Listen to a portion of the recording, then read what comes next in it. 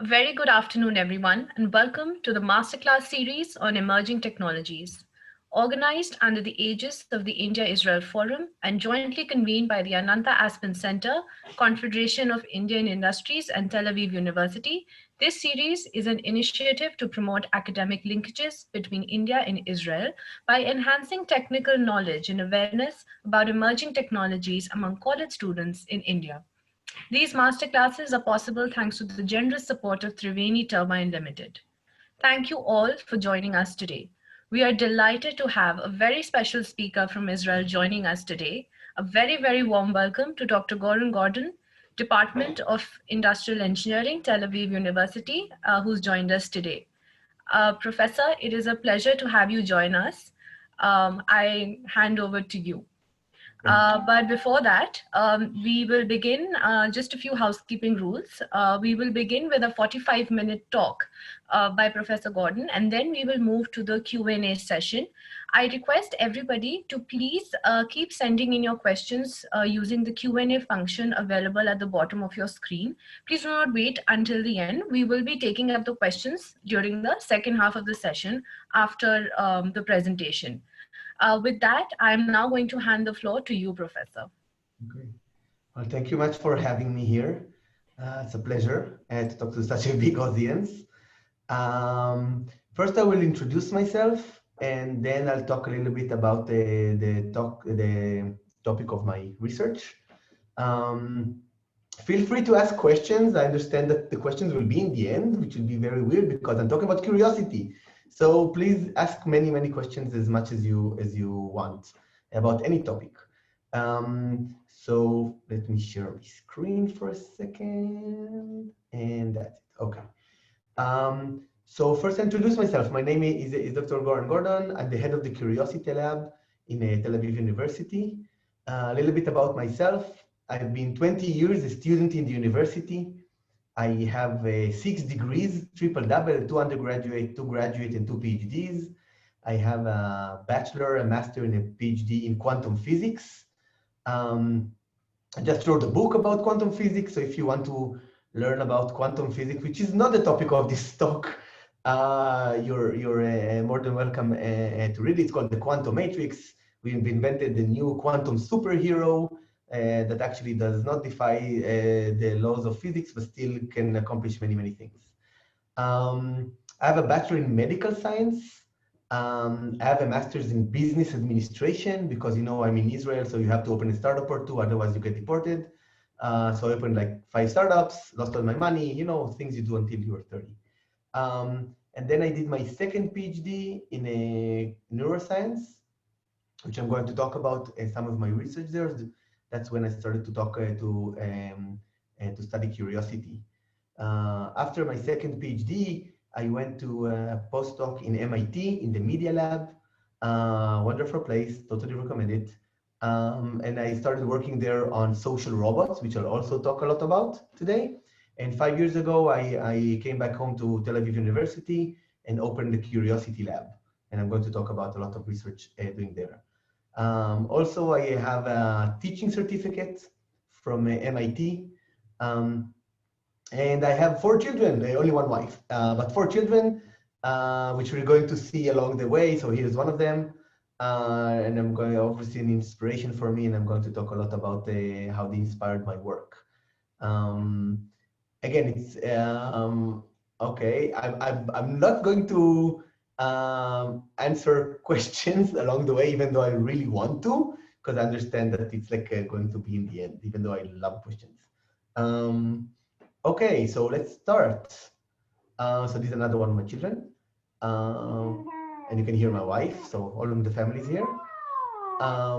So when you see your child standing for the first time, you know, as a parent, you say, "Oh my God, she's a genius! She's so smart."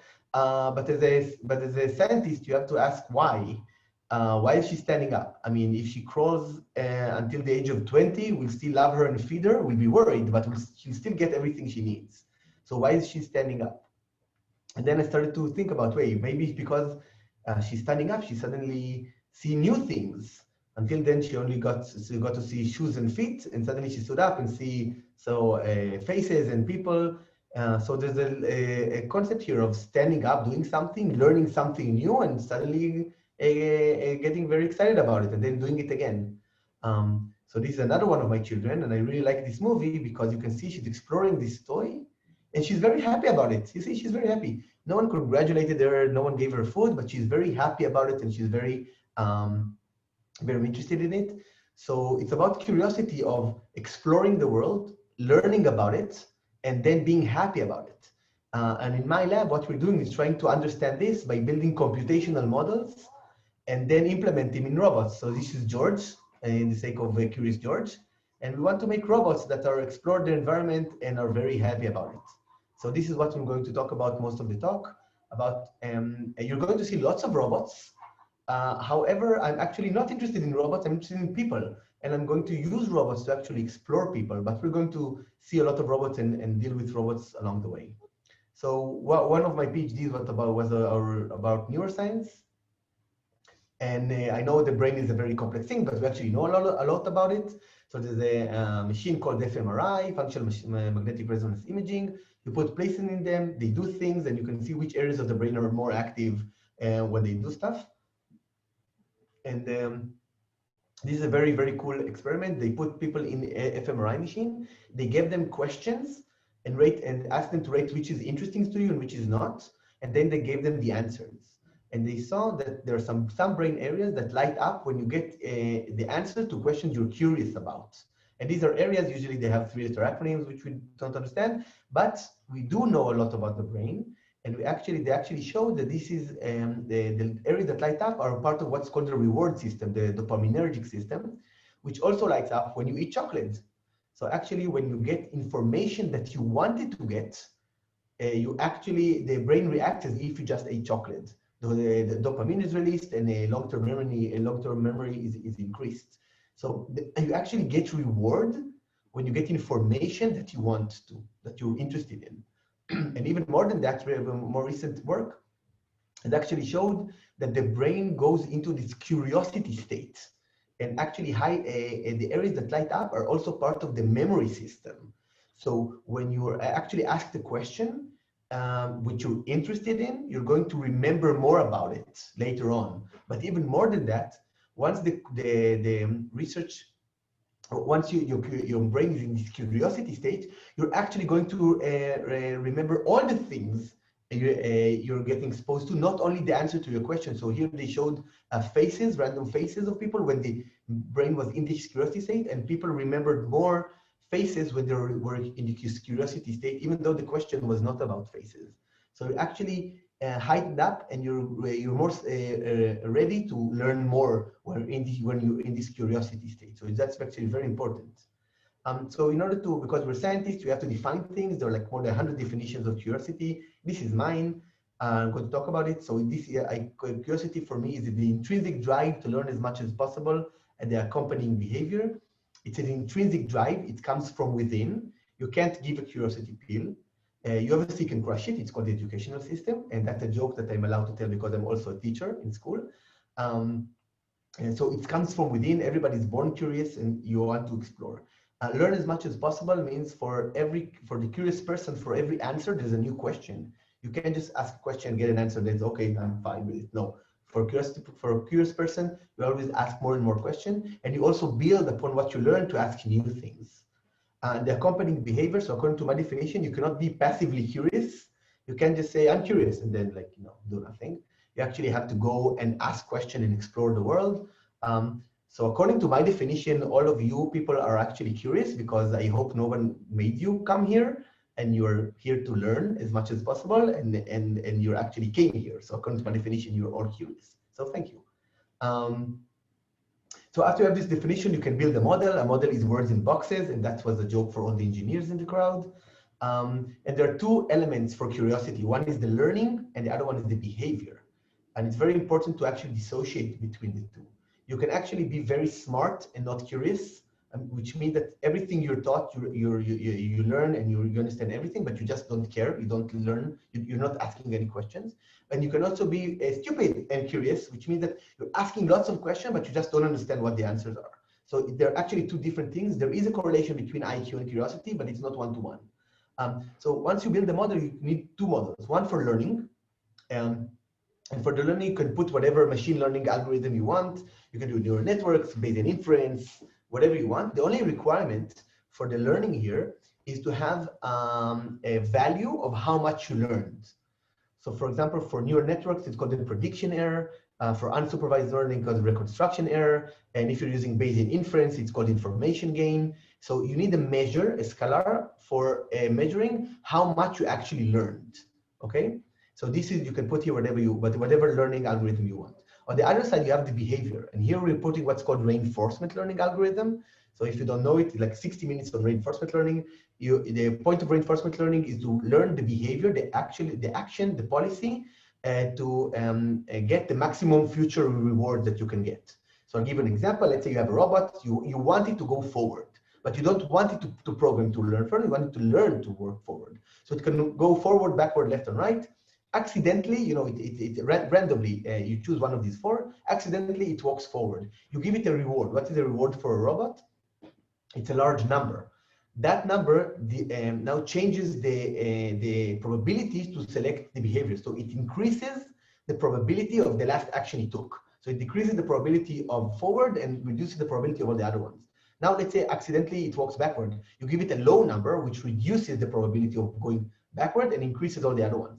After a lot of exploration, it actually, the probability of going forward will be much higher, and the robot will learn to go forward. And again, you didn't program it to learn forward. You only gave it reward when it executed the things that you wanted to do. So this is reinforcement learning. And usually in all reinforcement learning, the reward comes from outside. For example, you play a game, you play Tetris, you want the computer to learn to play Tetris, you give him how many points he gets. So it's external reward. In Curiosity, the cool thing is the reward is intrinsic, as we call it intrinsic drive. And the reward is how much you learned. So now we connect the two. You learn things about the environment, about yourself, about whatever you're interested in. The more you learn, the more you get reward. And then the more you change your behavior, your policy, to actually explore more. So you learn how to behave in order to learn more. And this is called the curiosity loop. And we can distill it actually to what I call curiosity equation, which means information equal reward. The more information you get, the more you learn, the more reward you get, and you change your behavior accordingly. And once you have equation, it's very easy. You put it in code, preferably Python, and then this actually code for curiosity, and then you move forward. Okay, I see 4 questions. Excellent. I'm not going to answer them now. So hopefully most of you recognize this amazing robot. It's called Lego Mindstorms. And I convinced my PhD supervisor to buy me Lego for study. So I played with Legos for my PhD. And this robot is very, very simple. It has 2 motors, one for the hand and one for the camera and the brain. The brain doesn't come with the kit. It just slides around in my lab. So I put it here, and it has a camera. So it has 2 motors and a camera. And what I asked is the following simple question. What can this robot learn by itself? What I mean by itself is without external supervision, without me telling it anything else, only from its sensors and its motors. So the things that this robot can learn is actually only sensory motor correlations, which means if I move my hand, what do I see? If I move this motor, what will this angle of this motor be? So it's a lot of internal models of the sensors, the correlations between the sensors and the motors. And I constructed an exhaustive 2-to-1 correlations of all the things the robot can learn. There are actually 128 of them. And I just put neural networks on each one of them, and I tried to learn all of them. And I use this really cool algorithm called pruning, which means that if a neuron doesn't work, you actually take it out. And the robot only learned what it can learn. And what it can learn is these sensory motor correlations. But what I did next is I used these sensory motor correlations to actually learn the second order correlations. And then came beautiful things. So one of the things the robot learned, which is very cool, it's called self-recognition. So what does it mean self-recognition for a robot? It means that you give him a picture, and it says 1 where the robot is and 0 where the robot is not. Okay, you can see it. So it actually recognizes itself. So there was a big hype about robots recognizing themselves, developing consciousness, and taking over the world. So that's fake news. It's I call it Facebook logic, and it's rubbish. You can actually prove there that if a robot can move its sensors, the second order correlation will be self-recognition. So you can actually prove that any robot that can move its sensors will actually learn to recognize itself. And afterwards, it actually learned to learn more things according to transformation. And here is a movie where you see it actually learned by itself to do reaching. So there's a blue object that moves, and the hand actually moves toward it. But because the robot actually learned everything by itself, it can overcome when things go wrong. So it actually destroyed the red channel of the camera and changed some of its motors. And it got confused in the middle, but in the end, it actually learned by itself again to overcome these changes because it learned by itself. But I want to go back here. But this is only the learning part. What about the curiosity? So the robot also learned how to learn how to behave in order to learn. So if I ask you now, what is the optimal behavior to learn the self-recognition? So I can give you two examples of a non-optimal behavior: not move. If you don't move your hand, you can't learn it. And also, if you move the hand and you don't see it, then you also don't learn it.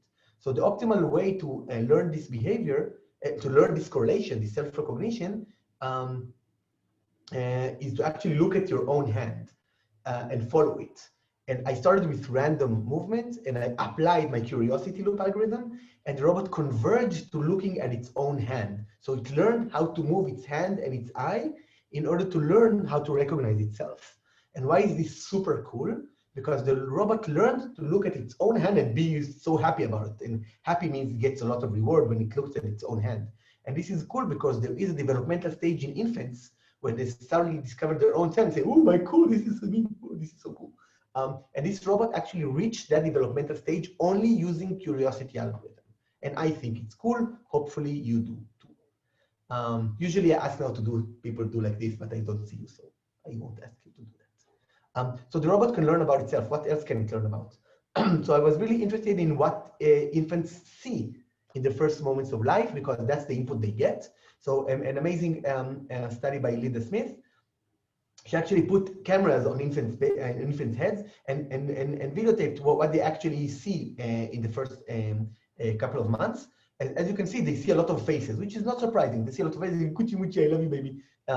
So they see a lot of faces. So we picked our favorite face, which is Sheldon, and we actually fed the Big Bang Theory to the algorithm using the curiosity loop, which I'm going to show in a second, because the concept was, we thought that maybe faces are a good source of information, and we actually proved that. So using all this information, using all these theories, you can actually see that non-faces, all the background and stuff, do not give you information. Information here is related by change of pixels, and faces do. So actually, when you look at me, even though I have cool robots behind me, after a while, they're getting boring, and you look at me because I'm the source of information. And if you remember, the curiosity equation means that information equals reward. So if faces give you information and information give you reward, it means that when you look at a face, you get rewarded, which means you're going to look at faces more and more because you get rewarded for them. And we actually constructed what we call a deep curiosity loop. Deep learning, everybody needs to do deep learning these days, otherwise you're not relevant. So we did deep curiosity loop, and here you have the learner, which actually learns to predict the video. You have here the deep actor critic, which is a type of reinforcement learning algorithm. And in the end, the information is equal reward. The more you learn, the more you get reward, and you change your behavior. And the output of this algorithm is very cool. You can actually see it detects faces. And why is this cool? Because it's actually unsupervised face detection. Usually, in your cameras, you have face detection, but it was learned by using this is the face, this is not a face, this is the face, this is not a face. And here it learned by itself just by looking at social scenarios like sitcoms. But as you can see, it also learned to detect hands. And the question is, why is that? Because when we talk, we actually move our hands, which is another source of information, which is also very cool. So this algorithm actually didn't learn face recognition, it learned social cues. What types of information do people actually transfer one another? But not only detection, because it's curiosity, it relates to behavior. And this is, as you can see, a map. So this is like a gaze map. And the algorithm learned to look at faces and hands, to actually switch their gaze to face and hand. And this is something that actually, again, infants learn very early. And there's a big debate whether face recognition is learned or is innate, are you born with it? And even though I'm not settling this question, I actually show that this thing can be learned, even though most of neuroscientists think you're born with it. So I just raised the question of whether it can be learned. Okay, so robots can learn about themselves. They can learn about social cues and faces. What more? So this is a study I did when I was in MIT, and we had a very, very cool robot called DragonBot, and it made a lot of faces, like say a happy face, and a yawn, and a thinking face, and a sad face, and a shy face, a lot of faces. And what he did is we put a camera here, and the robot got the reward the more people looked at it, and longer. Again, because faces equal information, equal reward, so he got rewarded for the more faces that looked at it. And now the question is, which face should the robot do to make people stay there longer? So these are the faces. Yes, I like it. Sad, shy, think, yawn, a lot of faces. Usually I now ask the crowd, what do you think? So I give you like 10 seconds to think. What face do you think will cause people to stay there longer? I give you 5 seconds, 4 seconds. Think about yourself. It's very important to think and predict what the answer is before you actually give the answer. Okay, so all the people who said the happy face and smiling face, it's an excellent answer because it's wrong. And only if you're wrong, you can learn new things. The actual answer is sad. And so said, like crying. And all the people said, oh my God, what did he do? Is it me? Well, what caused it? I'm so sorry. Obviously, the robot is a doorknob. It didn't actually have emotion. But people anthropomorphized it and thought it had emotions. And as the data shows, here's the time that people stay there. And as you can see, on average, 30 seconds after it made a sad face, no one left it, as opposed to all the other faces where people came and went. But so it made a sad face, but it actually learned something. It learned how to behave. So what did it learn to do? It actually learned to cry. After only 2 hours of interacting with people, it cried more than all the other elements. So this robot actually learned to cry to get attention from people. Sound familiar? So it's a very, very human, like, childlike thing to cry in order to get attention. And the question is, how come such a simple robot, like 20 lines of code of reinforcement learning and facial recognition, learn to behave so like human-like? And my answer to this is that because there was a human in the loop. Because humans gave it attention when it cried. If humans gave it attention when it was happy, it will learn to be happy. So it has a lot of ramifications for education. Usually when you have like 2 kids at home and they're playing nicely, you say, oh, finally I get some quiet and I can drink my cup of tea. And when you go there when they fight.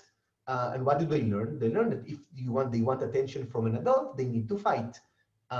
So that's not good.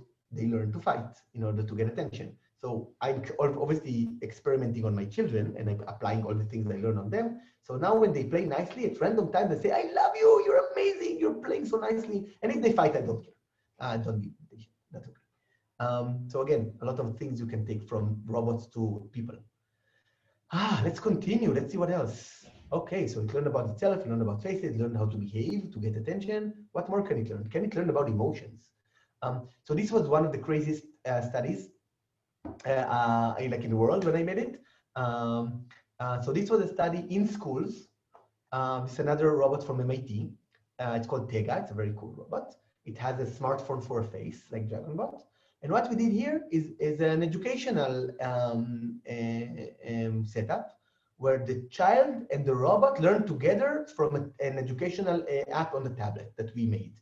So it's an educational setup where the robot and where the child is supposed to learn Spanish as a second language, and the robot is a peer that plays with it, but also teaches it a little bit. And we actually showed that they can learn Spanish, but we actually we didn't care about it.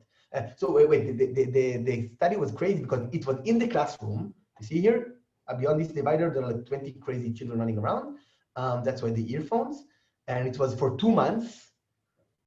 Every day, 4 hours, playing with lots of children, and also it was what's called in the United States special start school. So half the children were special needs and half not. So it was a very emotional study. But what we're actually in, as you can see, there's a phone here. It's called Afflex phone, and it's a program by Affectiva that actually detects facial expressions and emotions in real time. And what we did, we fed the expressions of the robot, the expression of the child to the robot as a reward. So the happier the child was, the more reward the robot got, and the robot changed its social behavior. So it actually it tried a lot of different behaviors, and the behavior that got the child to be more happier while learning Spanish as a second language, and the robot continued to do that behavior. You try to be happy when you're learning Spanish as a second language. It's very hard. And the reason we actually did that is because there's something called the novelty effect with robots and all toys, but also with social robots. That initially you think, wow, robots are so cool, I love robots. But at the second time, okay, they're nice. And the third time, okay, it's boring and we don't care anymore. So you can see the engagement going down as you interact with the robot more and more. And what we try to do here is what we called affective personalization, which means that the robot tailored its social behavior to each child to make it happier. And as you can see, this is the novelty effect, where children who didn't play with the personalized robot actually got lower and lower engagement. And the robots here, sorry, here is this engagement. And here, the children who played with the personalized robot actually got higher engagement. So this is very promising, because you can actually make children happier and more engaged while doing an educational task. So the robot actually learned how to interact with children more. So here ends the first half of my talk. How much with time? Excellent. About curious robots and algorithms for robots and what you do. And now this is a smooth transition to education. What do we do with these robots? So this is, you remember the child who played with the toy? So after 5 years, he graduated and went into MIT and started playing with robots. So again, it's an educational app where the child and robot playing together on an educational app here. Here, the actual child taught the robot how to read, but actually learned by itself. So there was things written on the tablet, and the robot said, "Oh, I don't know how to read the word dragon. Can you show it to me?" And the child had to press the word dragon. And if he pressed the word dragon, the robot said, "Thank you." We learned thank you. And if the child pressed the wrong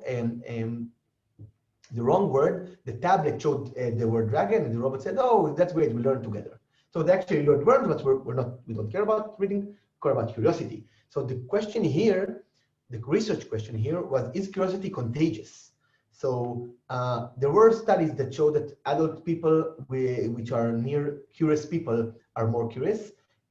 Children of curious parents are more curious. Students of curious teachers are more curious. But the child becomes more curious if it plays with other children. So doing studies with two children are very hard. So we threw one child, put a robot instead, and the research question suddenly became, does a child that play with a curious robot becomes more curious? And we actually show that. That was the first study with curious and robotics and social robots. And we actually showed that children who played with a curious robot, and a curious robot was a robot that says, "I love to learn. I made a mistake, never mind, learn from it. Oh, that's something new, let's try it." And it expressed enthusiasm of learning, actually were more curious after the interaction, as opposed to children who play with a non-curious robot. So that was very cool. And we actually went one step further. Okay. We went one step further, and we actually combined the two things. So the algorithms of curiosity and the social influence of curiosity. And what we did here, we actually made a truly curious robot, in the sense that it had a curiosity algorithm with it. It learned with the child how to play like diagram spatial puzzles, but it also expressed its curiosity. The more reward it got, the happier it was. It actually smiled when it got reward because it learned. So this is the truly curious agent. And what we showed is that the same algorithm that we implemented in the robot actually learned and behaved. We implemented to assess curiosity in the child, and we actually showed that the child and robot are coupled, and children who are playing with this curious algorithm robot actually become more curious, and children who played with the non-curious robot actually were not more curious. So we actually showed that children can become more curious if you play with a curious child, and it has a huge application in the educational system, because we know that curiosity is one of the most important aspects of the education system, even though it's not done. But if you actually think what you want children to come out with from the educational system is curious. You want them to learn. And there's another aspect that's called growth mindset. I don't know if you heard about it. 60 seconds on growth mindset. There are two mindsets called the fixed mindset and a growth mindset. Fixed mindset says that I'm smart, I'm stupid, and I will always be stupid no matter what I do. If I learn and I try, it doesn't matter, I'm fixed. That's who I am. Also, gifted children also have this problem sometimes. They say, I'm smart. No matter what I do, I'm smart or I'll succeed with no matter what I do. That's why they actually don't like to try new things, because it can destroy their own schema. Growth mindset says, okay, maybe I'm stupid, but if I learn and I try, I will succeed in the end. And also other people, if they don't know, if they learn, they can succeed. There's tons of books and studies that have shown that you can promote growth. Obviously, growth mindset is the better one, and you can promote growth mindset, and it's very important. And you can promote it by congratulating the process. So if a child succeeds in a test, you don't say, "Wow, you're so smart." You say, "Wow, it's good that you learned. It's very well. It's great job that you actually tried hard and exercised." And if you congratulate the process, you actually promote growth mindset. So we showed that a social robot can promote curiosity, and then we actually showed a social robot can actually promote growth mindset as measured by the children's own behavior, own expressions of themselves, self-reports, and also by their behavior. So we actually can promote growth mindset and curiosity. This paper actually won the Best Paper Award, the most prestigious conference in the world. I don't think it's because it's a good paper. I think it's, again, because of the applications.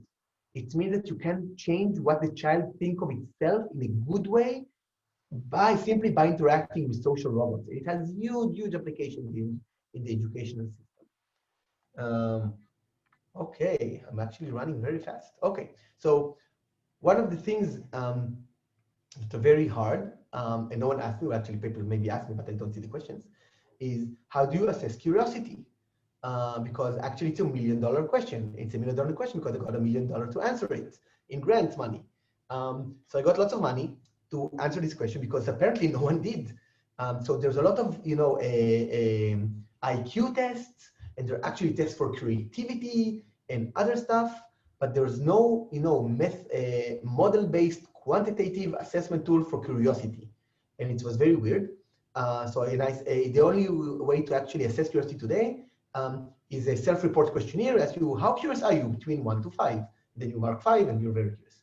So I'm a theoretical physicist, and that's not a good answer for me. So I set out, because I had this curiosity model, I know how curious agent behaves.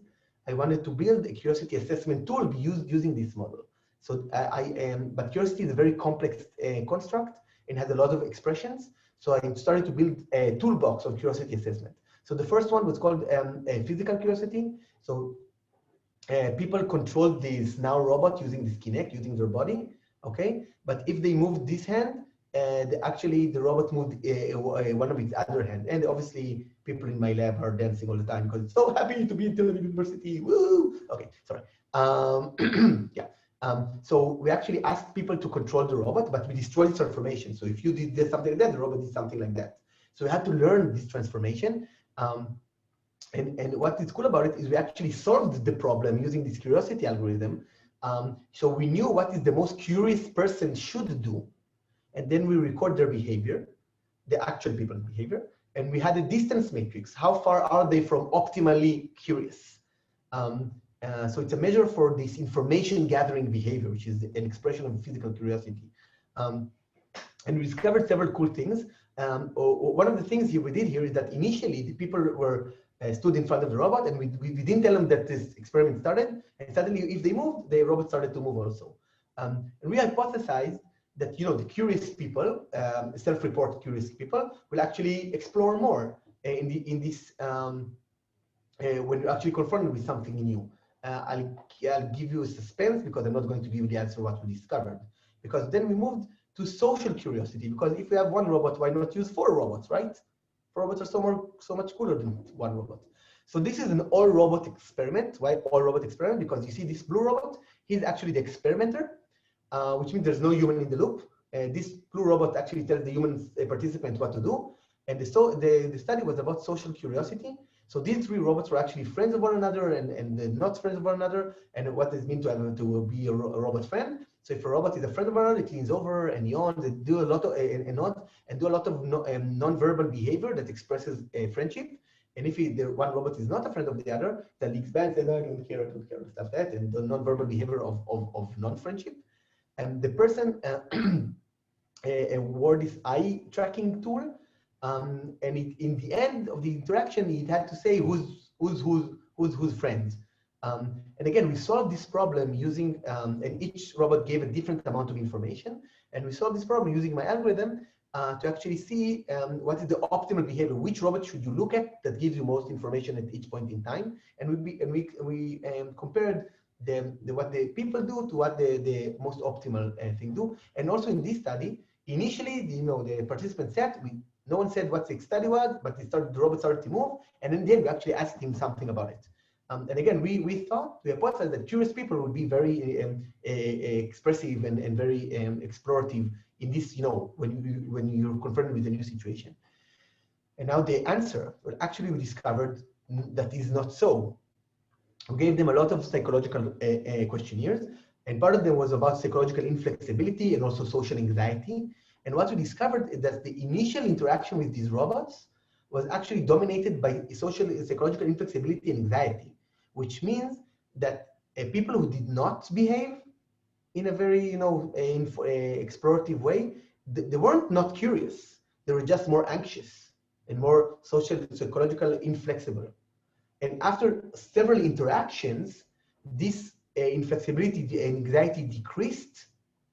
And you actually see that after several interactions with these robots, only then curiosity became apparent, which means that, again, it has a lot of implication on education. If you're going to a new place and you see someone asking a lot of questions and very enthusiastic, you can say, wow, that's a very curious person, but that's not correct. This is the person with less anxiety or with less psychological inflexibility. Only after people are feeling comfortable and safe, only after anxiety decreases, only then curiosity emerges. And that's something very important about curiosity.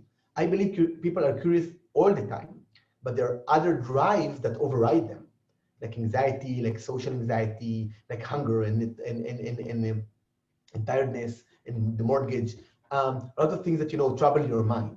Only after all of these things decrease, only then curiosity can emerge. So you need to be very relaxed and very safe, feeling safe in order to express curiosity. And that actually also relates to the social robot that promotes curiosity. I don't think it promoted curiosity because I think everybody's curious all the time. I think it showed the children that it's okay to be curious here. It created an enabling environment for curiosity, which is the most important thing if you want to promote curiosity. Okay, I think we're done with curiosity. No, we're not done, obviously. Not done. We have lots of curiosity.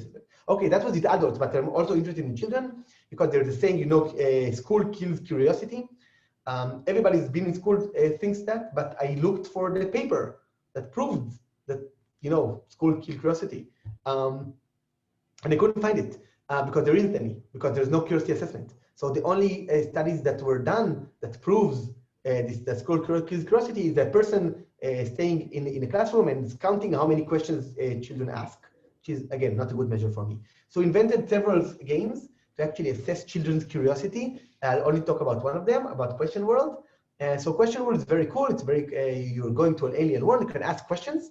How does it work? What is it made of? Why is it here? And on each object, then new objects appear and you discover new things. And our question here, do curious children ask different questions than non-curious children or less curious children? And what we did, we wanted to quantify aspects of questions. What is a good question? So a yes/no question, every engineer knows. There's information theory and says how much information you get from a yes/no question. But what is a good why question? So we came up with several network theory-based answers, measures of a question. So for example, how many answers does this question have? For example, a good question is, what is the human body made of? Lots of answers. Very good question. Another measure is how many new questions does the answer give you? Again, you open up a new world of information, very important. And another very interesting thing is that we invented something called specificity. How many other questions result in the same answer? So if you think about a good scientific experiment, it answers that question that you're interested in, and no other experiment can answer that question. So it's a very unique or specific a question or experiment that gives you the answer that you want. And all of these can be measured. We actually created a new graph for these alien worlds where each one of the questions has different parameters. And then we did a study with children in Tel Aviv University, Youth University. And we asked their teachers to rate their curiosity as external validation. And we actually showed that children who were rated higher on a curiosity scale actually asked more specific questions. It's very cool because it's not that they asked more questions, they asked different questions, and we actually can quantify in what difference is it. So to conclude this thing, we can actually, in a 2-minute game, can actually try to assess curious children of by which question, which type of questions, not why, but what type of information they're trying to get. And it's very highly correlated to what their teachers actually say about them. So now we're going to do a huge study in schools where we're trying to map the curiosity of the entire school, like elementary school from grade 1 to 6. And we're also going to do a questionnaire for the parents about themselves and about the child, and about their teachers about themselves and about the child, because we want to ask the question, what influences a child's curiosity? Is it its age? Is it its friends? Is it its parents? Is it teachers? What is the most correlative thing for a child's curiosity? And hopefully we can get the answer of whether a school kills curiosity. I actually don't think so. I think it decreases the participation in the classroom, but not the innate curiosity. But we'll see. Hopefully in a year we'll get the answers to this. Okay, we finished with curiosity, and I have 4 more minutes about talking about another project I'm doing. So this is a project about robot facilitation, facilitating small group discussions. So I don't know if you know, but small group discussions is the optimal way to learn. Learning by yourself is not good because you don't have peer intervention. Learning in front of a classroom in a webinar is also not good, even though you learn a lot here. But interacting with small groups is actually better. But the problem is that group dynamics can actually ruin this discussion if someone dominates the conversation, someone is not asking, or you're not listening, or you don't manage your time well. So there are a lot of things that's very hard as a group dynamics. And what we said, okay, we have robots. So I want to put a social robot that actually will facilitate the small group discussion. So here, for example, each person has a tablet. The robot says, you have a question, please answer on the tablet. The answer, they said, you didn't give the same answer. Please discuss among yourselves. You have 2 minutes for that. And it manages the time. If a person talks too much, it says, okay, we heard you. Thank you very much. Let's hear other people. So it actually creates facilitates a social climate, a good social climate within this group. So we actually published some papers about this. And now we actually moved, and these are 2 of my children again, and we actually moved to children. So we're using the robot that we actually built in the lab to actually facilitate small group discussions in school. And this is in collaboration with the Ministry of Education in Israel, which is a huge project now we're working on, crazy. Okay, so the same robot. Okay, I hope you can hear it. We actually built it to teach infants English as a second language. And as I said, because we're in Israel and in Tel Aviv University, you have to open a startup, otherwise people get angry about you. So we opened a startup called Curiosity Robotics, and we're now raising money to actually take it to homes. So the goal here is to actually have a triadic interaction between the robot, the toddler, and the caregiver to actually teach English as a second language at home with a huge amount of talk content and good pedagogy and curiosity algorithm to actually promote curiosity in the child and assess the child in the best manner. If I'm not mistaken, someone tell me I have 2 more minutes, right? Someone tell me. Am I mistaken? Yes, excellent. Thank you. Then we move on to the question and answer session. Yeah, yeah, of course. I'm used to lots of questions during the session. Okay, so we actually made a study with this cool robot that we built, and we actually we compared it to tablets because people using tablets with toddlers. And we actually compared the robot and the tablet, and we showed that there is a much more dynamic interaction between the caregiver and the child, which is very important at this age, using the social robot compared to the tablet, and they both learned, and it's very, very cool and very, very promising. So actually, I just want to thank all the people who helped me along the way, and a lot of people who decided for some reason to give me money. And I'm actually good on time. Wow, I never finish on time here. Okay, I'm actually good on time. I'm going to stop sharing the screen, right, for the question and answers. Is that okay? Yes. Right? Yes? Yeah. Okay. So I'll stop. Yes. Excellent. Thank you very much, everybody. Okay. Thank you so much, Professor. That was such an interesting conversation and a lovely talk. We have a lot of questions, as you can see. So would it be all right if I just quickly pose a few of them to you, and then we can go that way? So the first question is from Divyanshu Verma, who says, how will quantum computing change the level of consciousness in computers or robots? Okay, so I actually started to study quantum, a field called quantum biology. My problem with this question is that consciousness is not well defined. So I give you, if you define consciousness, like I define curiosity, a verbal component, then a mathematical equation for consciousness, then I will implement consciousness in robots and they will be conscious. But the problem for me is consciousness is not a well-defined scientific thing. So it's very hard to answer this question. There are a lot of theories that quantumness relates to consciousness. I actually tried to study it, and there are a lot of problems and holes with these theories, according to what I think. So I actually don't have an answer to that. Yeah. So we'll just move on to the next question. The next question is, how can robots be curious? How can they do something that they are not programmed to do? Can they do something which the creator cannot predict? Yeah, well, that's an excellent question. And the concept here, I don't know how much you know about machine learning. So you actually start with, okay, in reinforcement learning, it's very cool. You start with a random behavior. Okay, random behavior, the robot starts to move, and that's actually very nice. But then it actually learns some things because of its interaction with the environment. Now, the programmer programmed the learning algorithm, but not the behavior itself. So the robot actually learns to behave by itself, and it can learn to behave in a very weird way where the programmer did not think about. It actually happened in some of my studies where the robot learned about itself. I actually saw that it learned things that I didn't predict. It was very weird.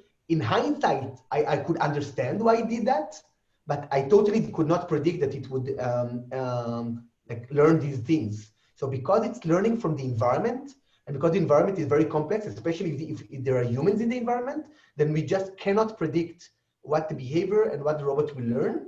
We can program the learning algorithm. We totally control the learning algorithm, but not its result, because the input to the learning algorithm is so complex.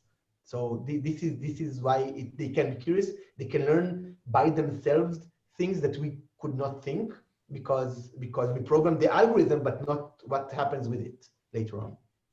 Right. The next question is from Abu Zar Talib, who says, amazing talk, Professor Gordon. I wanted to know, how would such a curious robot associate with itself when placed in front of a mirror? As the stimuli it receives are visual, would it associate itself with the image or the parts it sees in itself? Would it actually have a sense of being an entity different from the image? That's such a good question that we're actually in the process of studying such a thing. So if it learned by itself without a mirror, so it learned and then you confront a mirror, then it will recognize the thing that it saw. So for example, if you have a green hand here and a red hand here, and it never saw the green side, then if it saw the green side in the image, it will not recognize. However, it does learn to associate its own movement with movements in the environment. So if it saw the green side, it will not recognize, but suddenly if it moved its hand and it saw the green side move, it will associate itself with the green side, even though it never saw it before. Because the robot actually learns to associate the co-occurrence of movement of its own hand with the motor command and movement in the visual field. So it will learn slowly to associate the mirror movement with its own hand. So it will. I know the study, if you put a point here and then will it recognize itself? It's in the mirror. We don't know the answer to this. I think it will because of this co-occurrence with its movement, but I don't know. It's an excellent research question. We just don't know. We have two questions from anonymous attendees. One is that how does curiosity and consciousness differ in robots, and how do we implement the latter? And another question is that aren't the algorithms inspired by human nature itself? When implemented to make it work on humans itself, lead to a loss of creativity as we converge the child's learning and visual spectrum? Wow. Okay. Yes. Let me see. For example, I want to see. Okay. I will read the question. When implement to make. Okay. So the consciousness part I answered. I don't really have anything smart to say about consciousness. I'm a theoretical physicist, so I don't think conscious stuff. Well, about creativity. Well, there are actually a lot of theories about creativity in computational creativity and algorithms for creativity. I don't believe that we have a loss of creativity. I think we are creating new stuff and creating new algorithms, and we're trying to understand. So from my perspective, all of these algorithms and all this stuff is actually trying to understand human nature by creating it or by creating things that represent it. Again, I have 4 children, and I'm just amazed by how much they learn, how quickly they learn. They learn so complex stuff like language and walking, and it's crazy how they learn it. And I want to understand it. So I can't ply their brain and try to stick electrodes in them. That's not something I usually do with my children. So I build robots and I try to understand it. I don't think it lost the creativity. From my perspective, I see the beauty in nature when I understand it. So suddenly when I see my child learn something new, I ran my algorithms in my head and said, wow, it learned because of that thing, and it's amazing. So, understanding stuff by creating it and having, algorithms for it and understanding it, for me, it increases the beauty of the world. Right. I don't know if it answered your question, but this is what I want to answer. Devyanshu Verma has a question. Robots / AI teach each other all the time. Can they also spread misinformation amongst themselves due to jealousy if suppose the other gets too smart? So again, the question is, what do you program in them?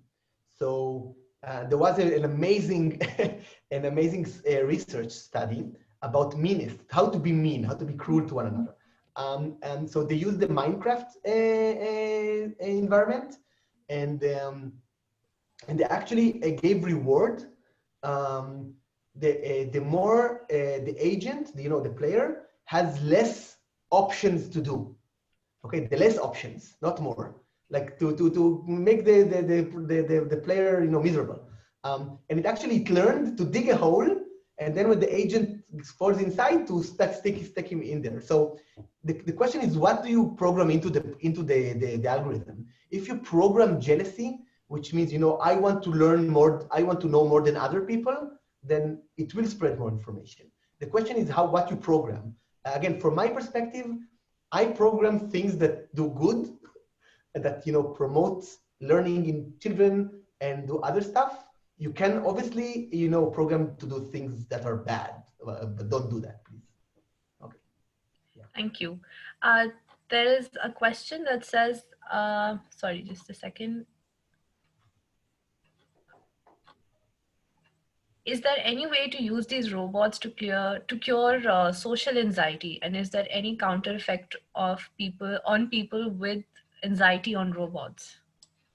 Okay, that's another excellent question. I don't know about curing social anxiety. That's actually a very interesting question. I was never asked before, so congratulations. I don't know.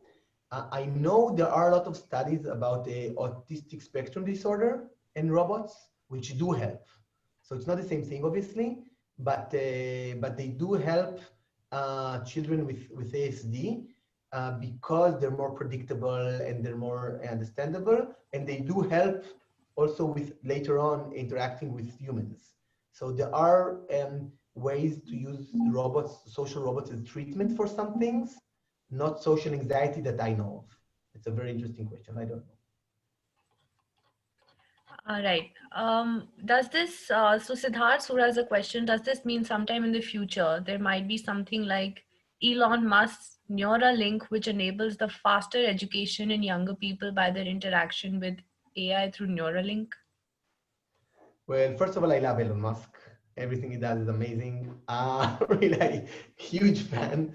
I totally agree with all the Neuralink concepts. I think I'm going to say very controversial things, so please, forgive me. language is a totally inefficient way to communicate. And we actually see that now because people who will watch this webinar or other thing will watch it ×2. You know, you see videos on YouTube ×2, which means you can, you know, speak faster and then, you know, get more information. So language is very and totally inefficient way to communicate. So I believe direct brain-to-brain communication or brain-to-Google communication is totally feasible and totally will be awesome. And I would like one, please. Thank you. So I totally believe it will work. It has a lot of, you know, technical difficulties. You know, I was in a wet lab, neuroscience lab, with not me, but other people stuck electrodes in mice and stuff. And it's just very hard, very, very hard to do it in a non-messy way that everything, you know, stay there, you don't harm the person, you get all the information. It's extremely, extremely hard, but I followed Neuralink and they're doing amazing work. And I totally believe it's doable. I don't know when, but it's doable. Right, thank you. There's a question from Mr. Goren Hariharan who says, do the children see the robot as a human child, or do they distinguish, do they distinguish between the two? It's, again, another excellent question because we just did research on this. So it's very, very cool because there is something in children called the suspension of disbelief. So they know it's a robot, but they treat it as a friend. So in some of the studies in MIT, you know, they play with the robot and they hugged him and, you know, it was funny and he's like, can I take you to lunch and for a picnic and stuff like that? And then we actually tore off the fur. You saw a lot of fur, and they saw the inside of the robot, you know, machines and motors and stuff like that. And they didn't care. It was still their friend. So they totally know it's a robot. They don't think it's a live agent, but they don't care. They just think they consider it a friend. And one of the studies we're actually doing now is we actually see changes with age. So as the children get older, they do treat it more like a robot and less like a child, and they know it. But in these educational circumstances, it's okay that they know it's a robot because the robot is teaching them something or it's showing them something. So even though they know it's a robot and it's not a human thing and not a live thing, they can still get a lot from it. So that's okay. So just a follow-up question to that, children who are interacting with these robots, do you see any long-term impact or any changes in them? So we did one long-term interaction about curiosity, and it's not published yet. And we did see that after you take the robot, 2 weeks after you take the robot, the children are still more curious. We haven't studied the long-term interaction effect on robots. Like, do they like robots more or less because they played with it? I don't know if that was the question, but yes, it's very important because they do get emotionally attached. So when we did this long-term interaction in schools, we actually, you know, when we presented the robot, we told them it's going to be here only for a while. And when the robot left, said goodbye, we gave them a postcard with their faces and the robot's faces. So it was a very like a child who's coming for 2 weeks into the classroom and then going away. So they do get emotionally attached, but you know, people are coming and going also, so that's okay. But you do need to treat it. You can't just, you know, put a robot and then take it away because they will they will miss it.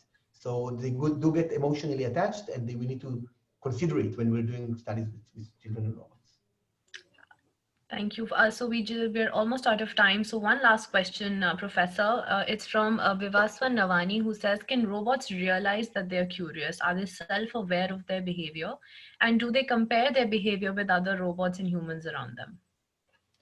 So again, all this self-aware consciousness thing, I can program a robot that look at its own algorithms and, you know, classify it whether it's working or not. Will you call it self-aware? I don't know. I won't. So the question is, what is how do you define self-awareness?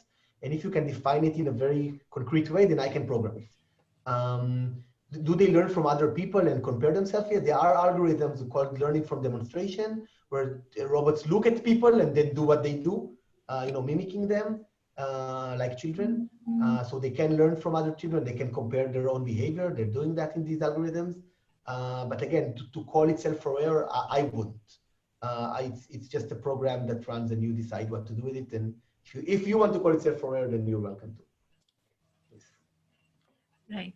Well, Professor, we're all out of time, but The talk has been so interesting, and the questions are still rolling in. So I'm guessing they haven't had enough, but I think that is the best sign of an interesting talk. And we want to thank you very sincerely for such a wonderful conversation and a talk. And I'm sure everybody who has logged in feels the same way. Thank you very much for joining us Thank today. you It very was a much for pleasure. inviting me. It's great to be here. Thank you very much. Thank you.